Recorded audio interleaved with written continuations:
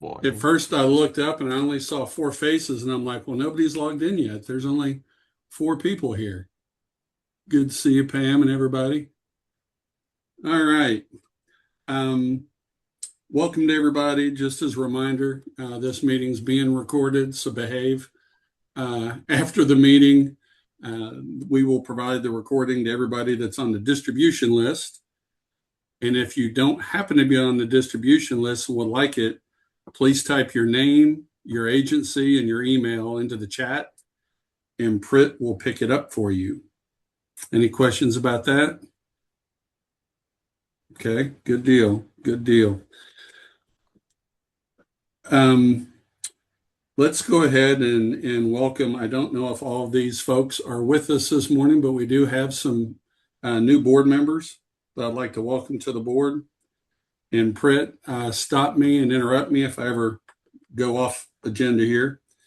Michael Talley, the new Economic Development Director in Plano. Michael, hope you're on. Good to see you. Welcome to the board. Matt Reynolds, the Executive Director of the Decatur Economic Development Corporation. Matt, welcome to the board.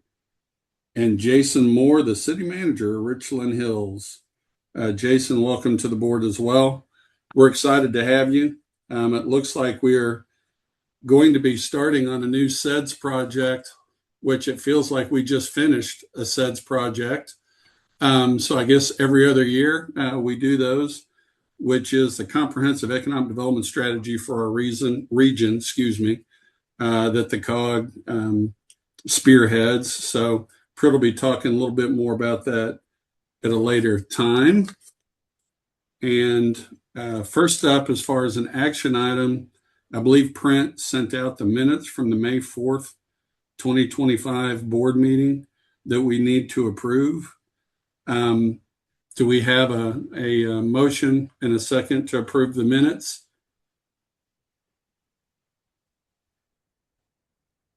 Name is Atowitz. Motion. Jenny made a motion. Need a second? Second. Pam, I see you with a second. I will do this since we can't really do it all in favor. It's going to be kind of cumbersome. If anybody is opposed, please speak up, and that will give us our passed motion. Beautiful. Hearing none, we will move on. Prit, is that good with you? Perfect. Thank you. All right. Well, we're going to jump into why we're really here today, which is our main presentation. We've got a group with the Texoma Semiconductor Tech Hub in partnership with Southern Methodist University to talk to us about their program. We have provided to the board bios of the speakers. And again, we will copy this recording and present or provide it to anybody who would like it. For any guests joining us today, we encourage you to use the chat feature for any questions or comments. Board members can chime in and ask your questions. I'm going to be good today and try not to do that as much as I normally do. And I will see who I need to turn it over to here on the agenda. We've got Dr. Suku Nair or Nair. Yep. Are you going to be leading the group? Yes. Okay, well, Doctor, thank you for being with us. And as y'all go into it, if you would introduce the rest of your team, we would appreciate it very much. Will do. Thank you, Jim. I'm Suku Nair. I'm the Vice Provost for Research and Chief Innovation Officer at SMU, and have been working with the Tech Hub team from the beginning. And today, so usually I come here for the meeting every quarter and always listen with so much curiosity because so much information is coming out of these meetings. And today we are hopeful that we can give back some information about Tech Hub. Some of you may remember I have given a presentation on Tech Hub, very brief presentation sometime back, maybe more than a year ago. But since then, so many things have happened. And then when we were invited to give this presentation today, I thought I will bring all the Tech Hub leadership members so that they can dive a little bit deeper into the Tech Hub activities. So I'm going to ask them to introduce themselves before I start talking about the Tech Hub. So I will go from here. JC? Yes, hi. This is JC Chiao. I'm a professor of electrical and computer engineering at SMU. Jennifer? Hi, I'm Jennifer Dworak. I am also a professor of electrical and computer engineering at SMU. James? Yes, James Griffin's currently serving as Regional Innovation Officer for the Tech Hub, and I'm also the Executive Director of Advanced Technology Initiatives with the Choctaw Nation of Oklahoma. And I apologize, I'm a little congested. No problem. Scott? Sure. I'm Scott Douglas. I'm Associate Vice Provost for Research within the Office of Research and Innovation at SMU, also a professor of electrical and computer engineering. Wonderful. So I'm going to share some slides here and go from there. As you get started, let me remind you, you're speaking to a lot of economic developers. So if you could speak to us like we're like 12-year-olds, I see a lot of very big brains on your side of the ledger, and I'm not sure I'm going to be able to pick it up. So, Jim, we have been as if I'm a fairly child. warned, so we will be careful. Anytime, if you have any questions, stop us, or if you want us to, bring it down a notch, we'll be happy to do that. All right. Can you all see this slide? Yes. Perfect. So let me go to the next slide. So we already made the introductions here, the leaderships, and it will be remiss if I don't mention about Prith Patel. Prith, you all know Prith, but she has been working very closely with us and very helpful in getting the organization the way it is right now. All right, so I'm going to start with a slide which may be a little bit intriguing to you all. You can see some pictures here from so many different verticals. You can see a microwave oven, a toothbrush, a fighter plane, a vacuum cleaner, you name it. So the question is, what is common to all these things? If I may, I will say these are all computerized. There are multiple number of computer chips and all these things. So one thing you may hear all the time is automation, computerization, etc., but you may not hear semiconductor that much. When we say computer chip, these are all made on a particular platform called semiconductor. That is a material, not metal, not opaque, but it's a semiconductor. And that's why we thought, we are going to converge towards semiconductor when we build the Tech Hub. But then again, this commonality and this kind of excitement, whatever is driving the current industrialization or automation, it is applicable to everybody. So if other people from other places are applying for this Tech Hub, they could also say, okay, semiconductor is very important, so we are going to apply in that space. But there is more to it in our story. So I'm going to talk about that in the next slide. So this is the chronological order in which things happened. On May 12, 2023, EDA, which is Economic Development Administration, which is under the Commerce Department, came out with this Notice of Funding Opportunity, NOFO. The idea was from the CHIPS money that was allocated for, based on CHIPS Act, there was some $10 billion allocated for tech hubs. And EDA had the mandate to run competitions to select tech hubs. And then the idea was we can propose different areas of concentration. So there were some 8 or 9 different technological areas where we could have concentrated. And then we looked at different options in the semiconductor, quantum, AI, transportation, and then we decided to focus on semiconductor, not only because semiconductor is everywhere, but also EDA had 2 competing requirements, if I would say. That is, one, we have to show that the region has the capacity to do that particular hub. At the same time, we had to show that there are enough gaps that need to be mitigated with the funding. So we were looking at all these things. And then we also thought, because of the concentration of defense contracting companies in this region. We are only fifth in the country, which is major. And we have Lockheed, Raytheon, L3Harris, you name it. So that could be a good play to say that, okay, semiconductor with the defense industry could be a good play because national security is also in the forefront when EDA put forth this concept of tech hubs. Beyond that, I'm very sure you're all familiar with the huge investment that is happening in North Texas. There's more than $50 billion investment happening in Sherman area, TI, Global Wafers, Qorvo, Strike Photonics, all these companies are investing a lot of money. Later slides will show some of the very specific investment by different companies and the amounts. So that activity is happening.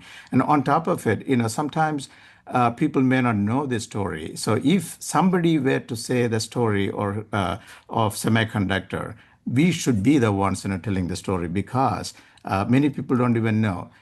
All the revolution that is happening in the internet or AI, in a quantum, chip is the basis of it. But the IC, the integrated chip, was invented in our region. It was by Jack Kilby in 1958, working in TI, who invented this. And so we pretty much have an ownership in semiconductor area, right? On top of it, how many of you knew that last 12 or more years, Texas has been the highest exporter of semiconductor goods?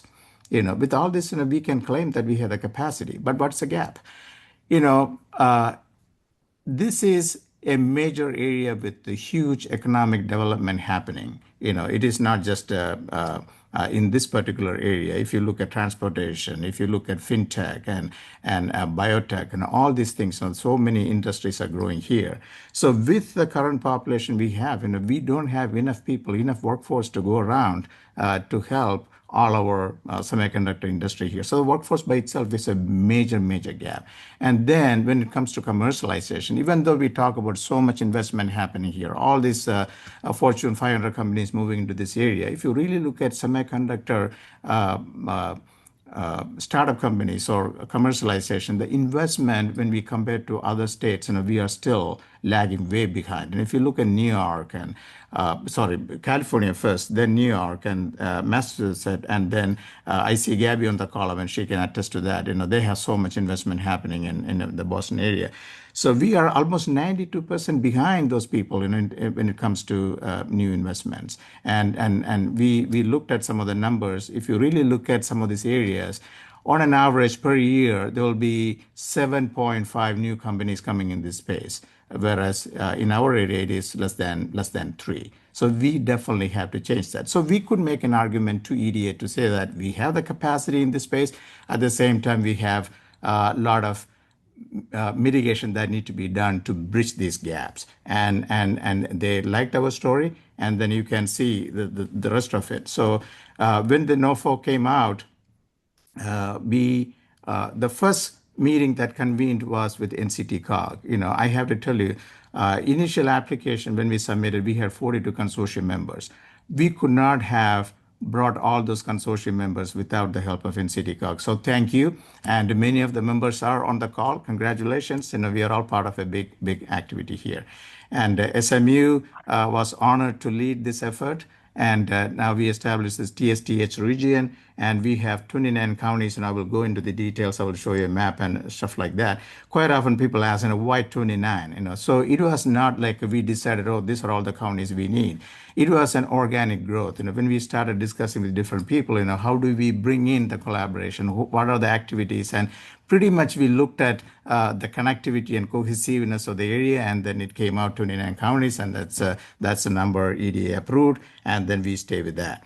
And we submitted the proposal on August 15, 2023, and the declaration, the announcement came out on October 23rd, 2023. And then the EDA got some 400 some odd number of proposals from different parts of the country, and they selected 31 tech hubs, and we are the only one selected from Texas. And so because of that, when we go to the governor's office for any kind of support, which I will talk about later, we don't have a competition within Texas. So we are all in collaborative alignment with the rest of the state.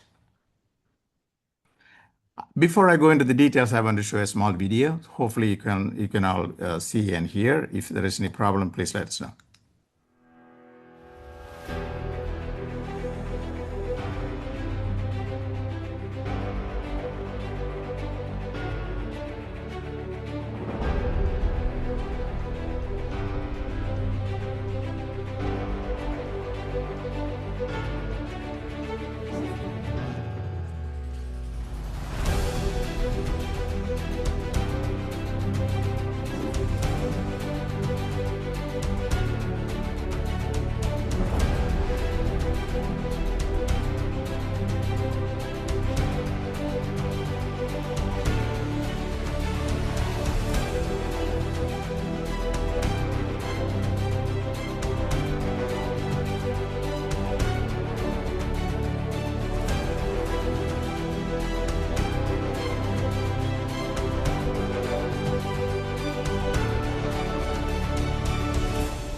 We have plans to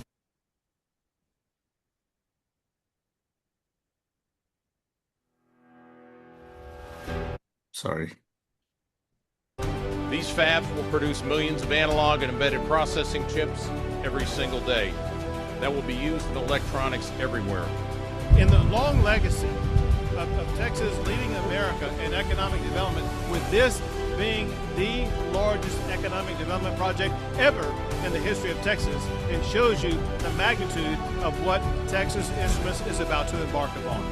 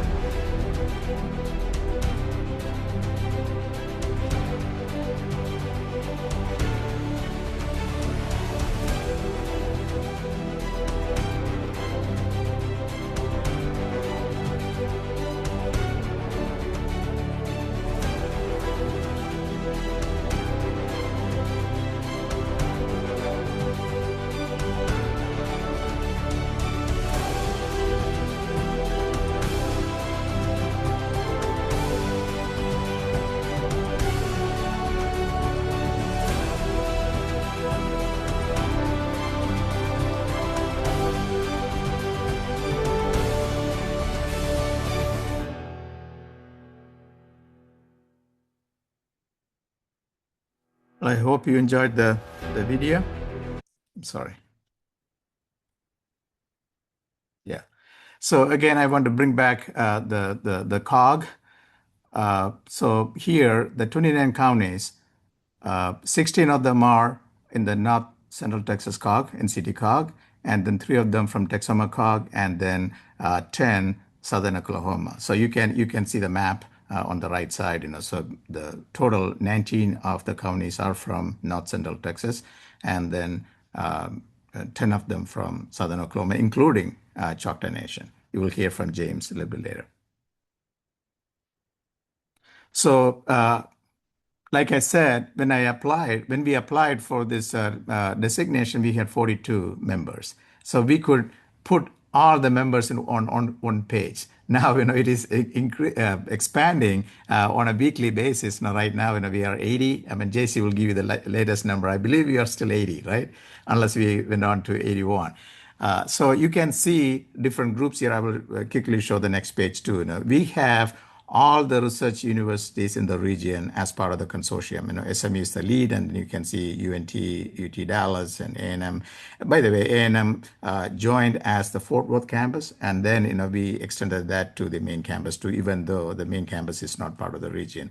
And then you can see pretty much all the local and regional governments and comprehensive colleges and community colleges, especially when we talk about the workforce development, the part the community colleges and the comprehensive colleges play cannot be understated at all. and then all the EDCs, and these are all major partners for us. And again, I want to emphasize, we could not have gotten this local and regional governments and the EDCs onto our consortium without NCTCOG's help.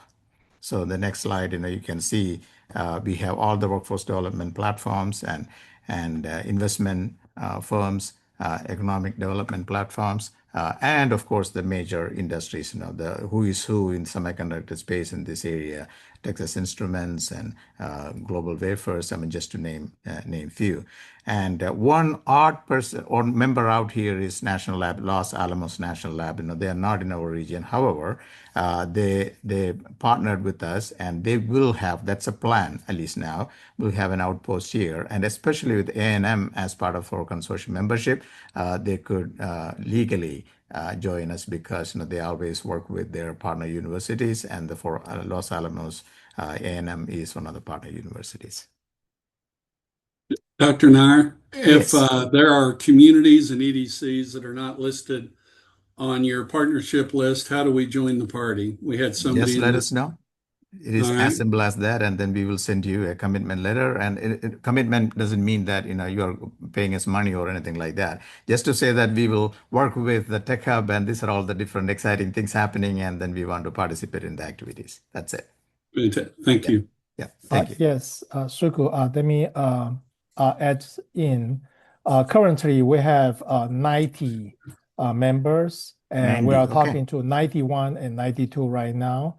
And James, in the end of this presentation, you have all our email. You can contact any of us, and we arrange the meeting for the EDC to join us. I feel sure that after this meeting, you're going to probably break 100. That'll be wonderful.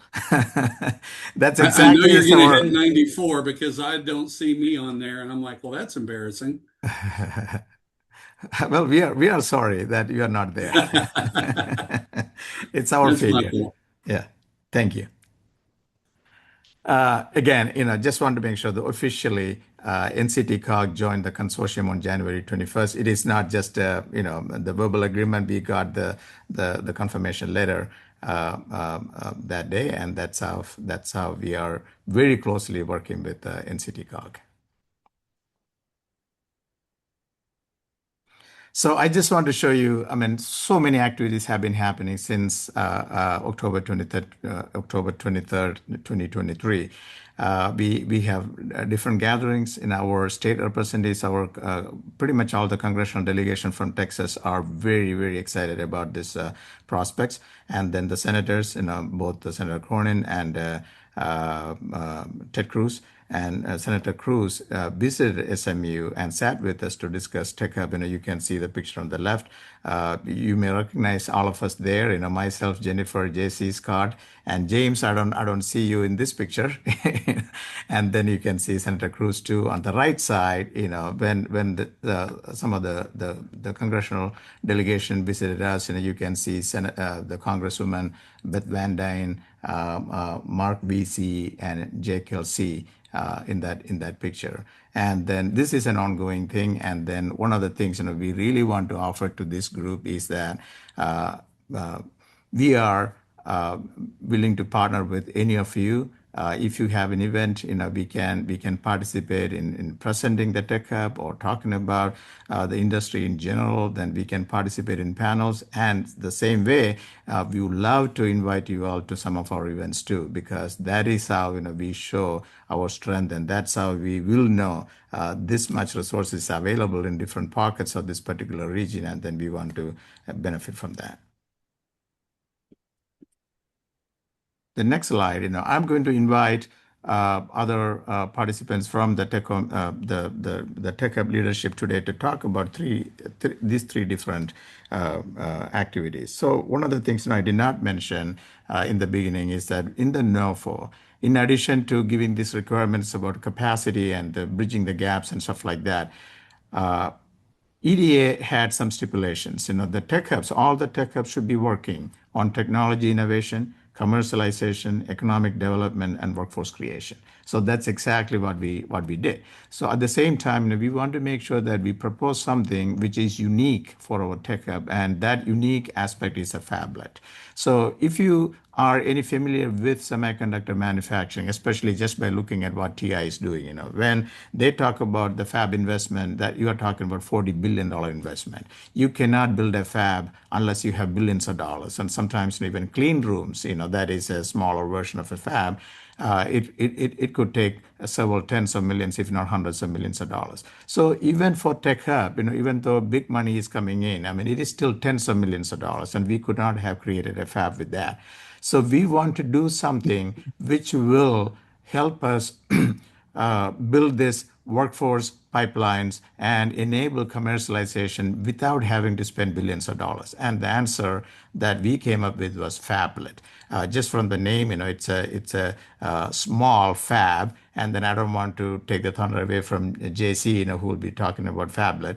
And this is one of the place-based, replicable, repeatable, scalable technology, and you will see. And we are very, very proud of that technology. And then, of course, the phablet will be helping with our workforce efforts and the commercialization effort too. So JC will be talking about phablet, and then Scott will talk about workforce, and then James will come in and talk about commercialization. With that, I will give this to JC.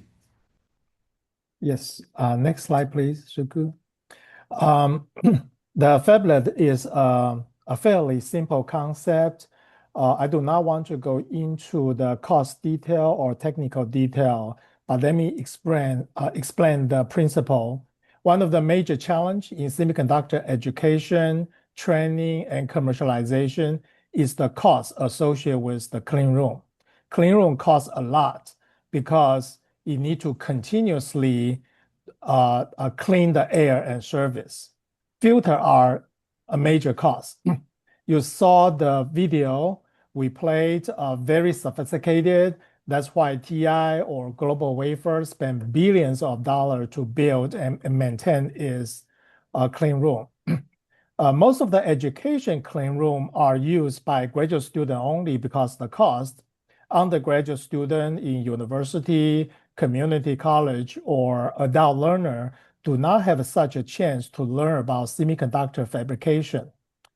For example, I took a group of high school students to TI and see their RFAB clean room last week, but they cannot touch or feel anything, although they are very impressed, but they do not develop an intuition for this industry. However, in my humble opinion, making chips is like making cakes. We deposit, bake, wash, remove material, and then we repeat the process. It's more like making cake layers. So learning by intuition does not require advanced chemistry or calculus if the student have a chance to do so. So that's why we came out with a phablet model. We place the machine and device inside a clean box. We only need to keep the environment for the device clean. The user do not need to dress in a bunny suit like you saw in the video. It's also more comfortable to learn that way. It's not easy to wear a bunny suit if you had to go to the restroom. So machine can be modular, and it can be easy to scale. They only need to do certain function. They don't have to do everything. The basic modular machine can also go into a trailer, and then they can travel around to a different area to conduct outreach activity to student or local entrepreneur. Therefore, because the cost is significantly reduced, the phablet can be distributed and scaled for prototyping and learning in such a large area in North Texas. So this is the basic concept of the phablet. All right, next slide. Next. Scott? Sure. So I'll explain this slide. It has a block diagram on it, but I'll talk a bit more about the Texoma Tech Hub Workforce Initiative. What we're after is establishing a coordinated regional semiconductor manufacturing and electronics workforce ecosystem, and really helping to serve the growing needs of the companies that continue to locate and thrive in our region. And I want to say it's really, kudos to the folks on this call within the economic development corporations and others to actually attract and bring in those companies and create the needs for which our efforts are really dedicated. We leverage our academic institutions and workforce development members who are already fielding programs to train people within this field, and we orient them towards the common goal of serving the needs of the industry. About this figure, it is, we call it the ladder of success. It's our strategy for our overall effort. And the reason we call it a ladder is if you sort of blur your eyes and look at it, you'll see sort of the rungs of the ladder inside of the blue curved box, which is showing you essentially how one might attain higher credentials and higher opportunities for job prospects and careers within our industries. And so people from on the left side come in with whatever level of skills and talent they have into our ecosystem, where then we partner with the educational institutions who are already developing programs, but reorient them to allow them to serve a common goal and also to provide the capabilities to have transfer credit as well as articulations between the institutions to enable them to essentially build out a career within the space. We anticipate people who start this career development path, they'll likely come in and get some necessary training, maybe take an electronics level 1 or level 2 certification, for example, at one of our local technical community colleges, and then start a job. But they'll have the option to return and get more training and higher credentials as both industries evolve, as well as company needs change over time.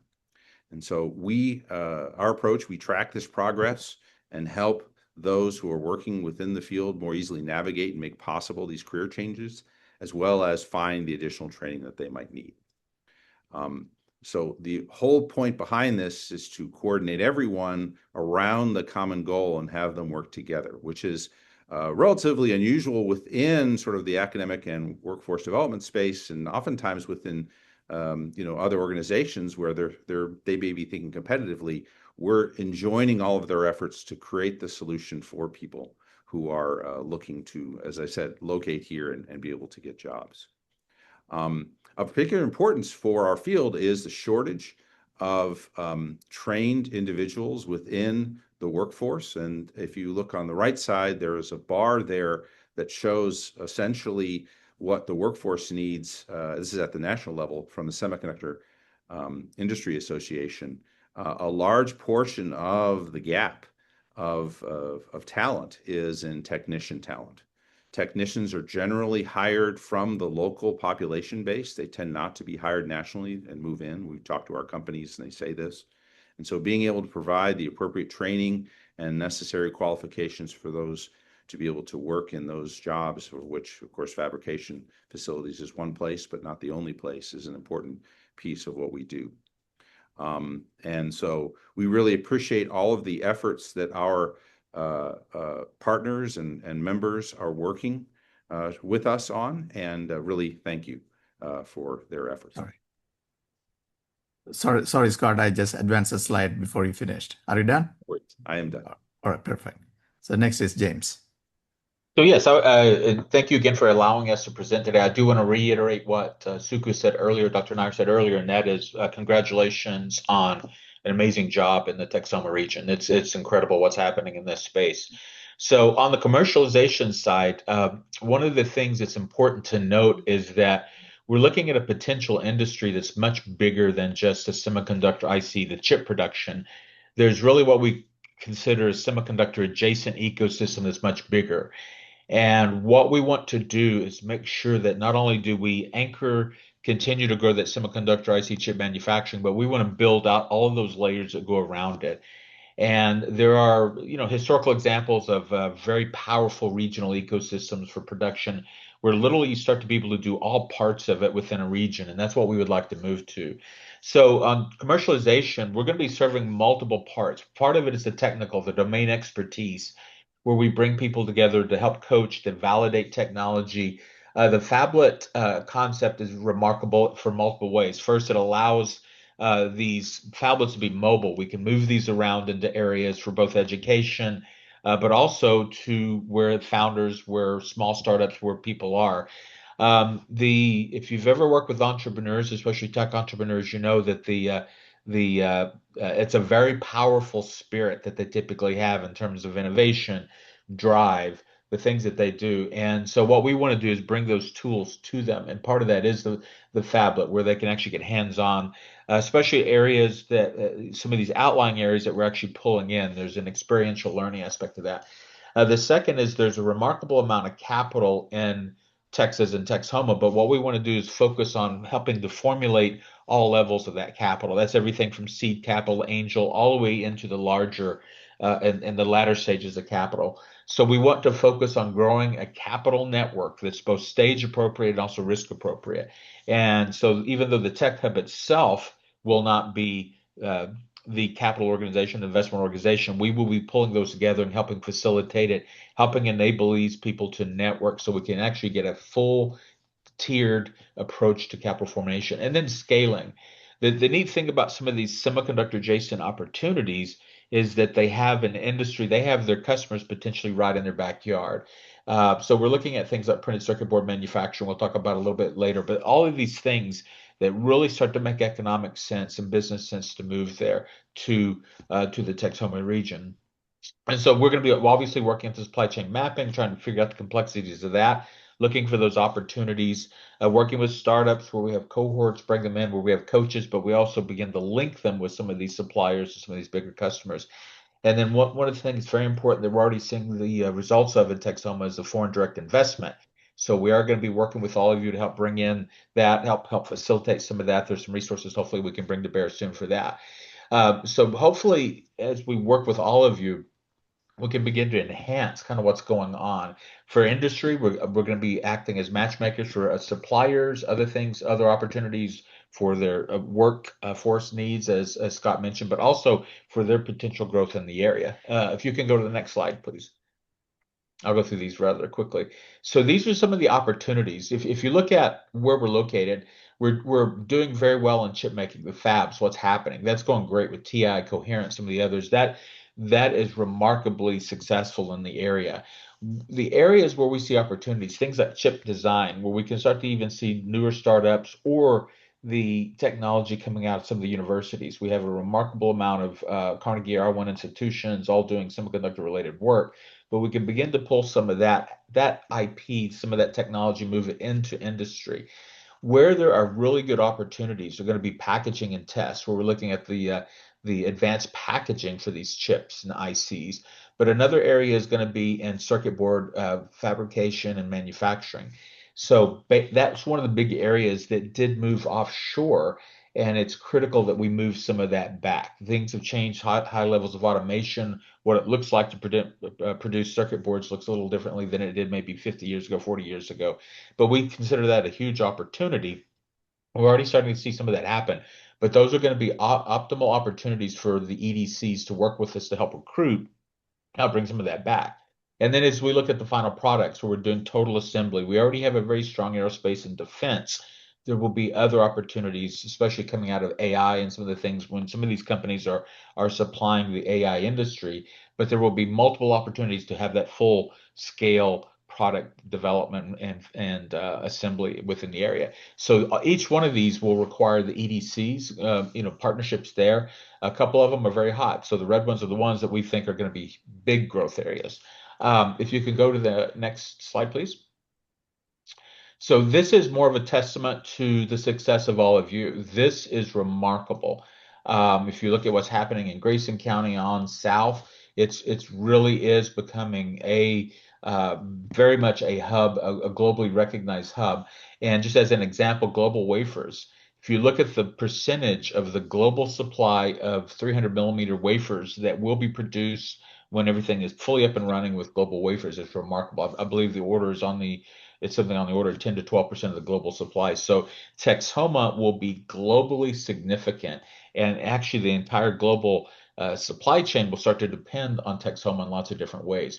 But if you look at a lot of these these investments, these job opportunities, not necessarily those fabs or those ICs. We see stuff like Wistron, Foxlink, and some of the others where we're actually going to see the products develop, and there's some expansive opportunities there.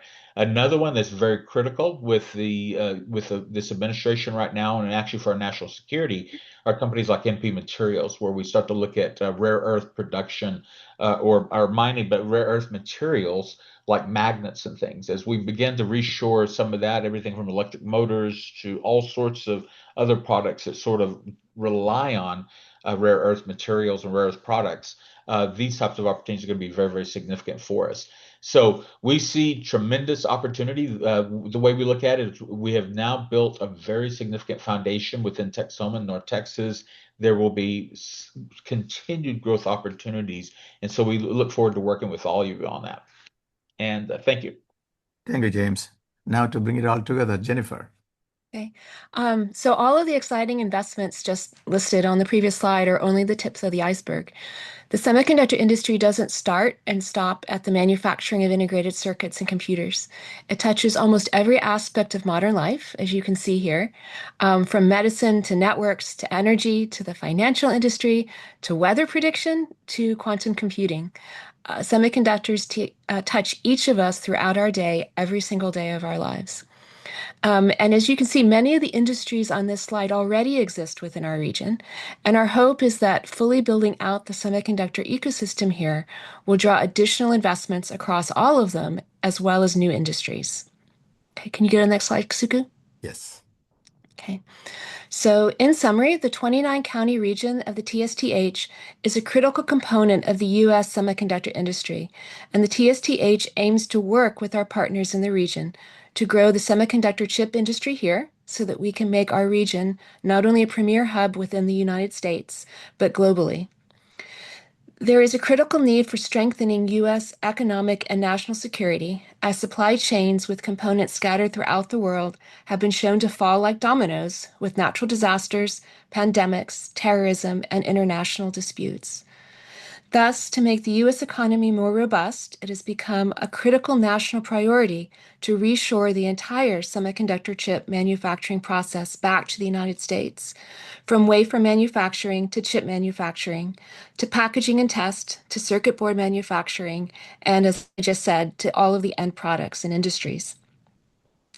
To achieve this, we aim to work with all of you to help draw semiconductor companies and related industries to our region, while simultaneously creating good jobs for our residents and making sure those residents have the education and skills they need to take on those jobs.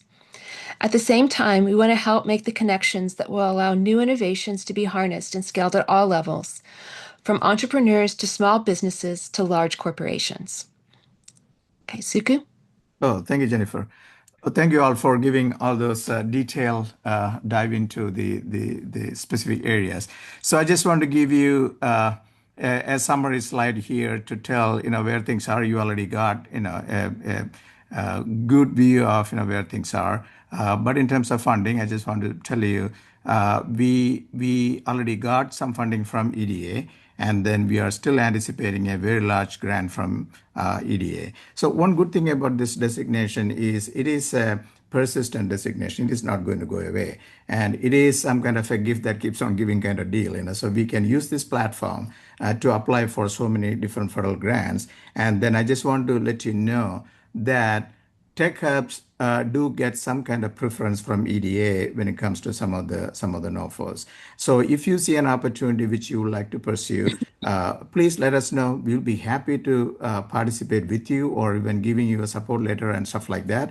Or sometimes when we want to respond, when we see an opportunity, we may come to you so that we can apply for some of those things. Joining forces together like that and going after some of this funding, will be very, very beneficial. On top of EDA, Commerce Department, there are other federal agencies who are interested in funding us. For example, even last week I had a call with NSF leadership.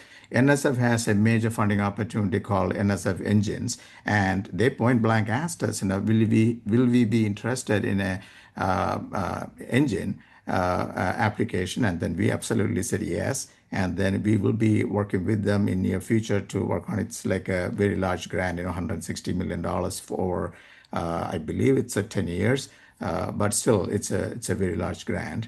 On top of it, one of the things we do have the benefit of, like I said, we are the only one tech hub here in Texas, and governor's office has a major semiconductor or chips fund, if you will, in the state level too, close to $1 billion, if not more.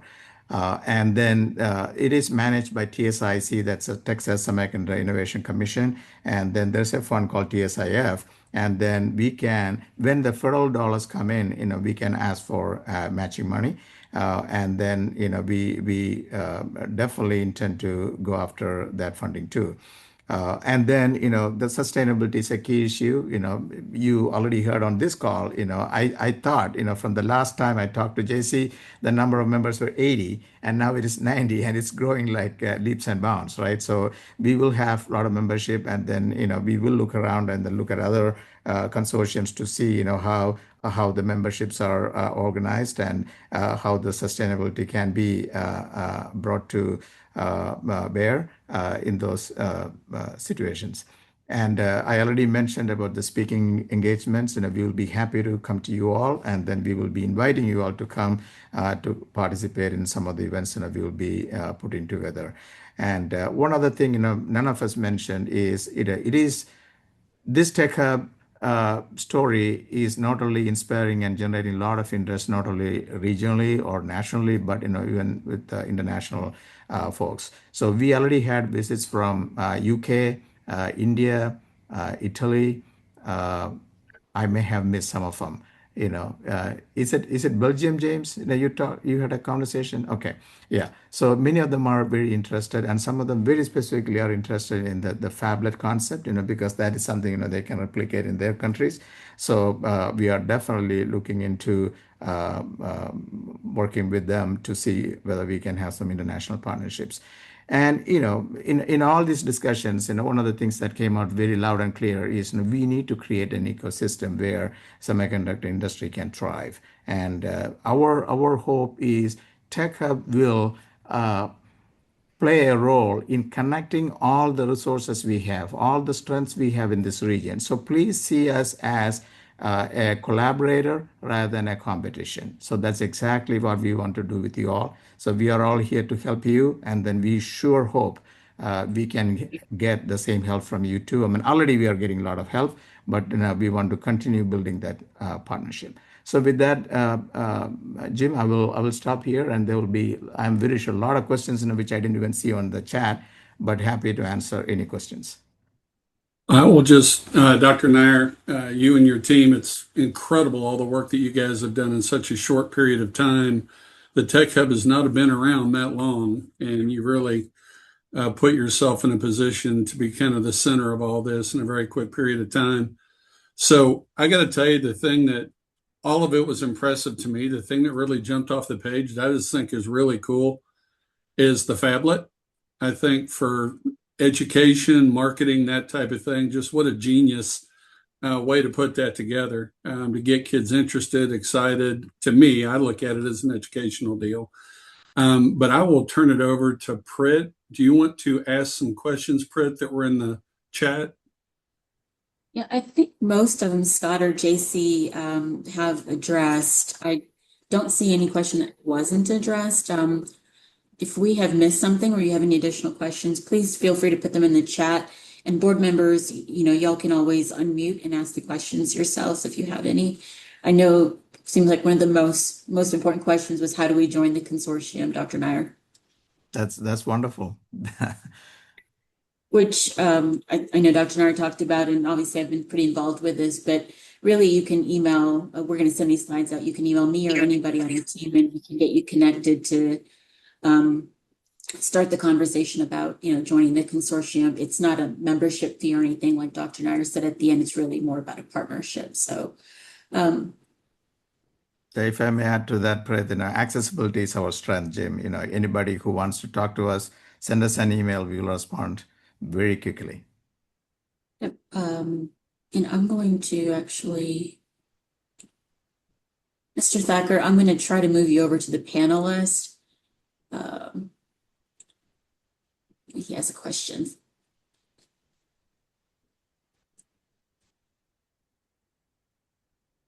You should be able to unmute and ask. Yeah, absolutely. Can everyone hear me? Yes. Yes. Well, now we can't. You just want to mute. There you go. I was going to say, Dr. Nair, all of the members from SMU, the esteemed people who put up this incredible presentation, from the bottom of my heart, thank you so much. Thank you. One of my fundamental focuses on the RTC, and one of the things that I'm trying to bring to the board, is this notion of treating transportation as a technology. So what used to be roads, I'm a firm believer that the new Bretton Woods is going to be replaced. The gold standard is going to be replaced by the electron or AI compute. And one of the fundamental things as we're moving into this race for quantum computing is resources, and not just resources in semiconductors. And, how do you find dope materials, P-type and N-type materials at scale in order to create everything from transistors all the way down to silicon-controlled rectifiers, right? And it is a vast industry that is all tied and interconnected. And as Texas is becoming the hub for that innovation, we have to find that. But there was a gentleman who brought up something, and several people actually brought up something that was very relevant to this conversation, which is upskilling. So while previous administrations have all been worried about raising minimum wage, very few people have been concerned with raising minimum skill. And so to that end, how do we find the technician who knows how to operate a machine that can, cycle in ultra pure water, or the commissioning engineer that can go commission a semiconductor facility? One thing that I would love this team to get some answers for is, how do we integrate and incorporate military people who are leaving the military? You have a number of Navy nukes and electronics technicians, people who have been in this space, people who know what a reverse osmosis machine is and know how to follow a script with verbatim compliance, because these skill sets are not only fungible inside of the commercial sector, but also in these collateral industries, whether we're talking about data centers or we're talking all the way down to, the phablet, scaling phablets, because it's one thing to have a phablet, it's another thing to teach and scale how to use that phablet and maintain it. So with that, has there been any thought in incorporating military or incorporating supplemental industries, and also people who are not in this industry? We're talking about adults who are looking to change careers, trying to get into this space. Can anyone speak to that, and what is something we can do on the board to help with that?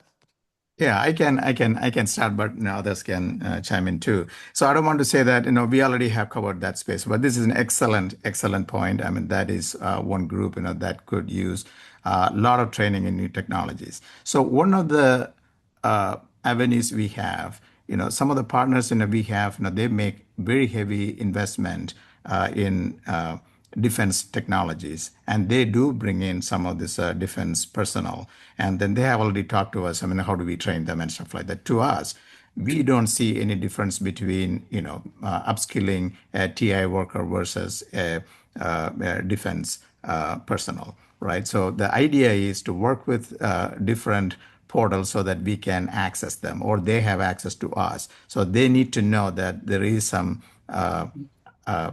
capabilities available from us, so that they can get reskilled. So if you are working, but with any group, please let us know so that we can work with them and then create a pathway for that.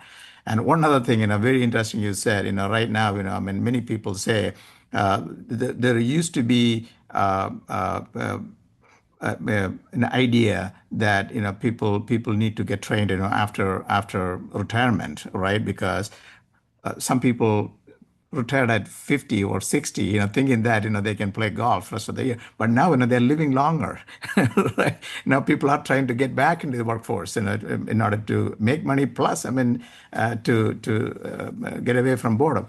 So we believe, there is a population out there, who will be interested in coming to us. So when we talk to even industries like TI, one of the biggest problems they see is like a generation of people are going to retire from some of these fabs and, the work pipeline.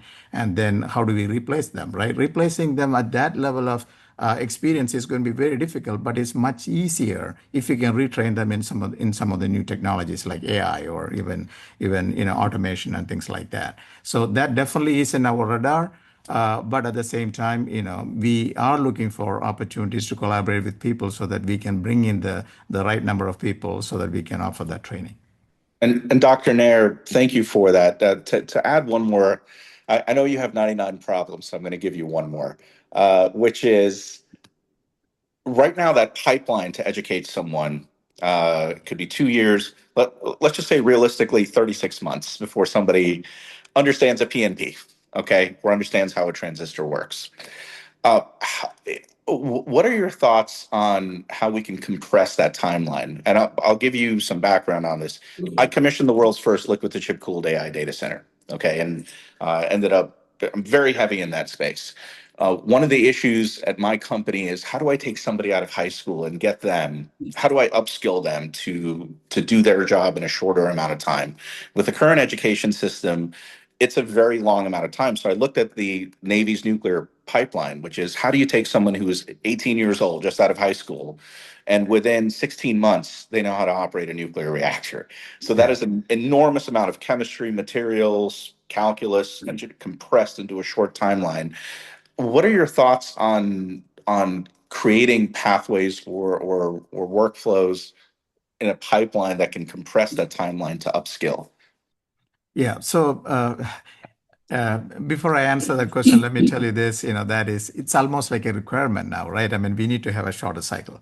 Otherwise, the speed at which technologies are changing, by the time you finish your training in 3 years, it will be an obsolete technology, right? So we need to introduce them and intelligence them in the new technology within 2 to 3 months or whatever, So how we do it, that is going to be very specific to that particular vertical or aspect, right? We may have to handpick, some of the specific skill sets, that can be introduced to them so that they can assimilate into the workforce. So, Scott, do you have any comments on that? Yes, no, I really appreciate the questions and comments you're making, Bert. I would say that right now we have partners within or members within our consortium who are responding in this way. For example, Dallas College has developed fast track programs, which are really 8 weeks. Same thing with Grayson College. The idea here is working with industry. In this case, they worked with Texas Instruments, is the critical piece, because we within the educational institutions don't know until we get from industry what it is that's really needed to be able to package it and produce it in a timeline that makes sense. So that's really, I think, the power of our consortium is the fact that we can bring the right folks to the table, both the company folks as well as the people with the technology or the technical knowledge to be able to build out those programs. But that's one of the flexibilities that we have. Well, team, to everyone here, speed and scale to market is the only differentiator between good and great. And I'm tired of living in a world where politics get in the way of progress. And to sacrifice the 80% good for the 100% perfect, that's my enemy. So if there's anything I can do to help this team, either be a powerful voice for you on the COG or on the RTC or in our government, please let me know what I can do to serve. Yeah, thank you, Bert, and you will definitely hear from us. Yeah.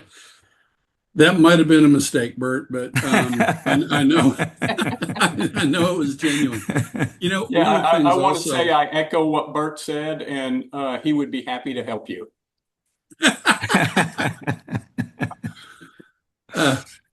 Dr. Nair, one of the things that is kind of good news to me a little bit is as we're looking at the lag in the workforce, the biggest need is for the technicians, the lower end, the people that need a 2-year degree or a certificate to get in.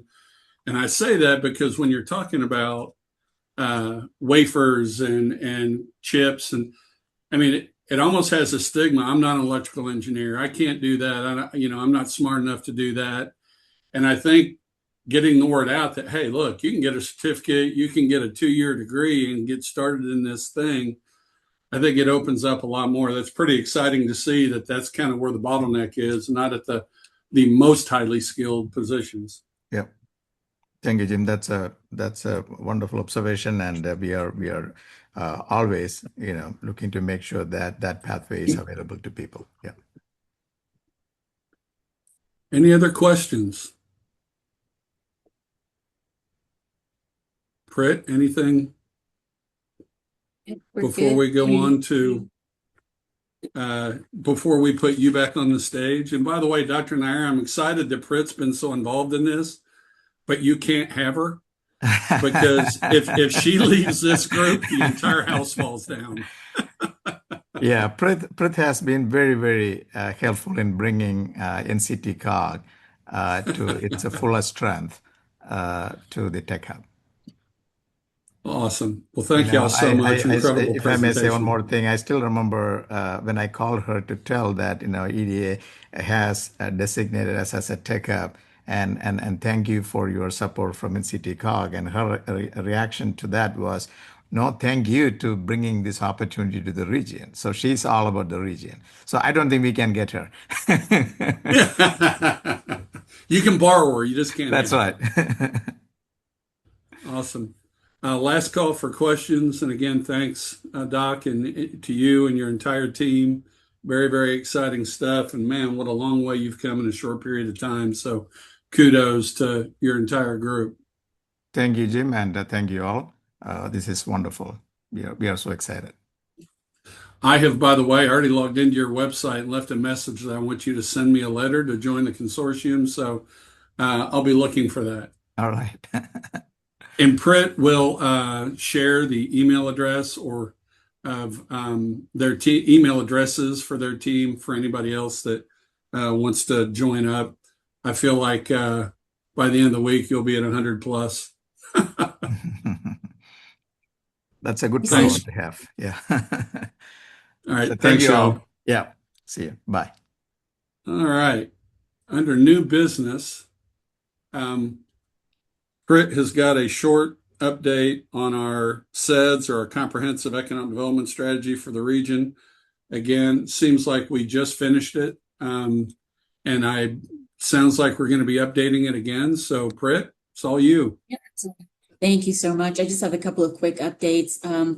As Jim mentioned, it's almost time for us to update our CEDS, our Comprehensive Economic Development Strategy. It is due next May 2027. It normally takes about 6 or 7 months to update that. So we will begin work the week of Labor Day. You'll start to get emails from me. But what we have historically done is formed CEDS committees. And so the emails I send out will talk about what those committees look like, how you can participate. But we would absolutely love the board's participation and maybe leading some of the committees and the conversations on the CEDS committees. And then certainly for all of our attendees and guests that are attending, we welcome everyone in the region to participate. You don't have to have an economic development background. You're working in the public sector or private sector. This is really our region's roadmap for economic development.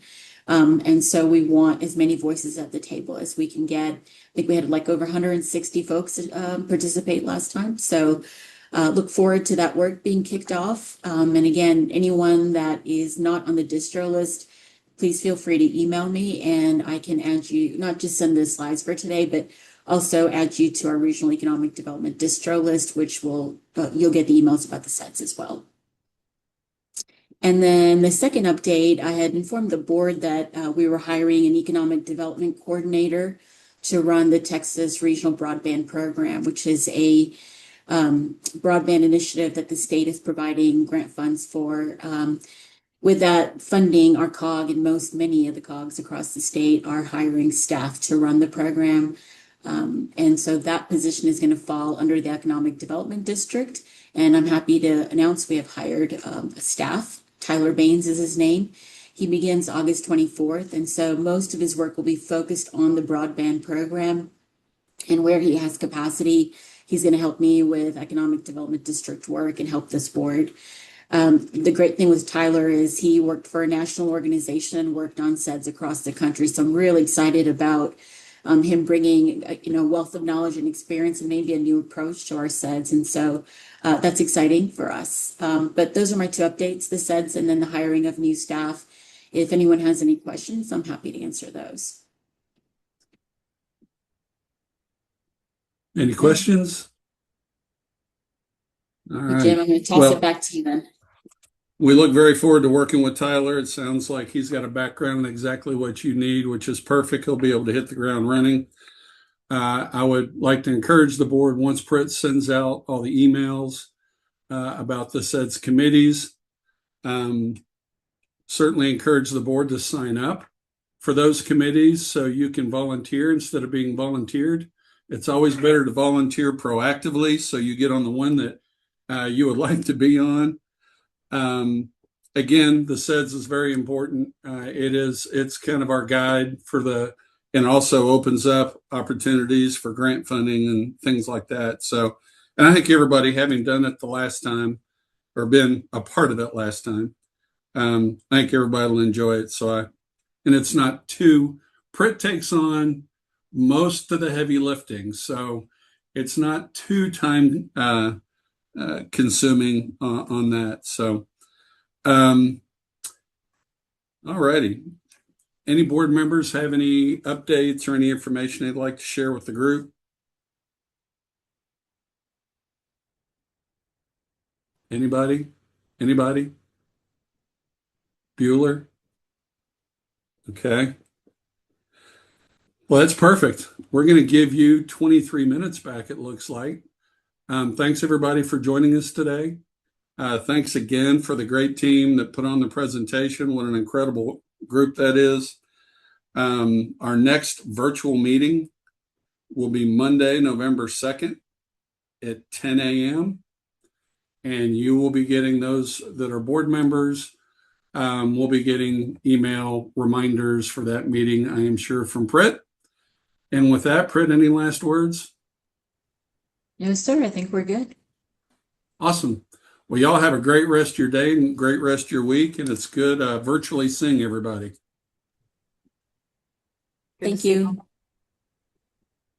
Bye-bye. Thanks, everyone. Thank you. Thanks, everyone.